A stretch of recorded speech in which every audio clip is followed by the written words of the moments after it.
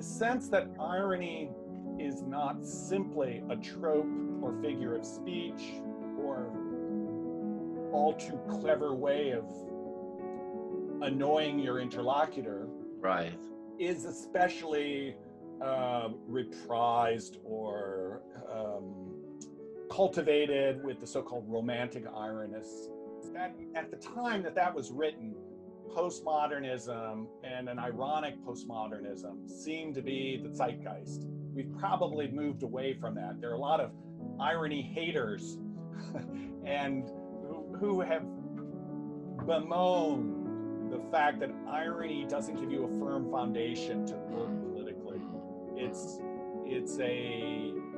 a way of being snarky and snide and elitist without working toward alliances that can take on power. Now, I read Marx's dissertation as trying to answer Hegel and the Schlegel brothers. August Schlegel sat on Marx's dissertation committee, and the unpublished foreword to Marx's dissertation, which was about the difference between Epicurean and Democritean ancient materialism, my light just went off, is the difference between what he saw as Socratic versus Platonic irony. I use the essay of Paul Doman, the concept of irony. It has it that the overall mood of a text is altered by the presence of irony, which introduces a pervasive destabilization of its comprehensibility.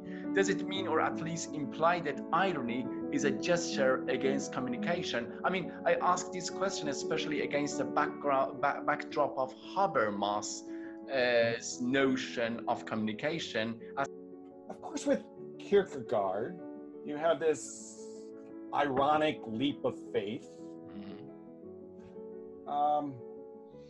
Schlegel defined irony as kind of mocking Kant as transcendental buffoonery.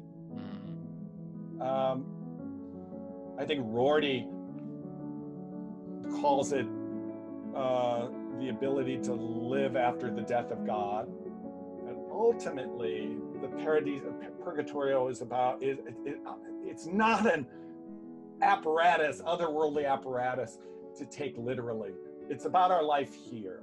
That in the finite moment, because it's finite, it already circumscribes, as it were, an eternity. That what you do can never be undone. And so the ultimate irony of the Commedia is that it's not, I don't read it as Christian at all. I read it as blasphemous. The poet replaces Christ